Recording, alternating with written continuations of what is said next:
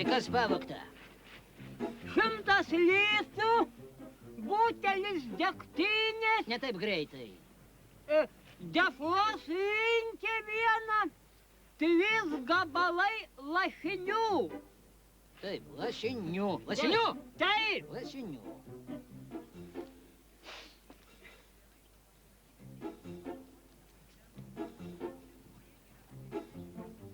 Kas rūkė? Taigi Gaspariūnas Mykolas. Ko jam čia reikėjo? Kam? Gaspariūnui? Bet taigi jo čia nebuvo viršininkas. Tai kas tada rūkė? Ai, aš kalbu apie lašinius viršininkas. Aš rūkiau. Na kada tu rūkini lašinius? Lašinių aš nerūkinu. Čia mano, duokite mūšių.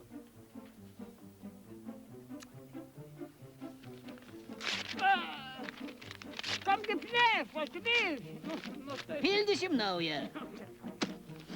Ką dar išnešė? Radio imtuvą. Buvo įjungtas? Išplėšė su visa rozetė.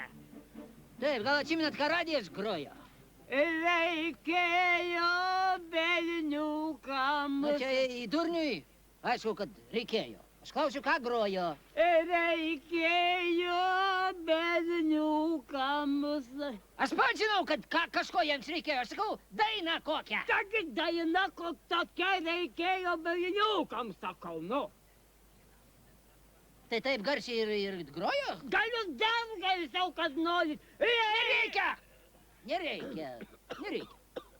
Štai ką aš tau pasakysiu, tėvų. Tu per vėlai mūsų iškvietei. O tai ką dabar darysite? Nieko nedarysim. Kaip?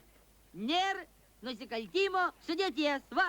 Nu čia dabar viską išnešė, atviras plėšimas. Viską atėmė ir nėra nusikaltimo sudėties. Nu čia dabar... O tu, tėvuk, pats pagalvok. Sakai, viską atėmė. O jeigu atėmė, tai kas? Ką tai reiškia? Ha, supranti, yra tik atimtis, o sudėties nėra. Nėra.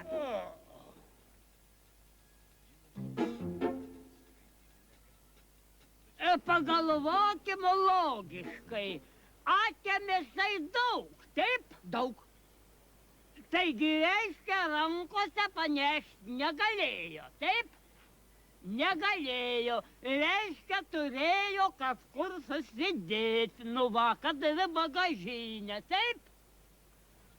O jeigu susidėjo, tai reiškia, sudėtis yra. Ir nereikia čia man makaronų kabinti, va.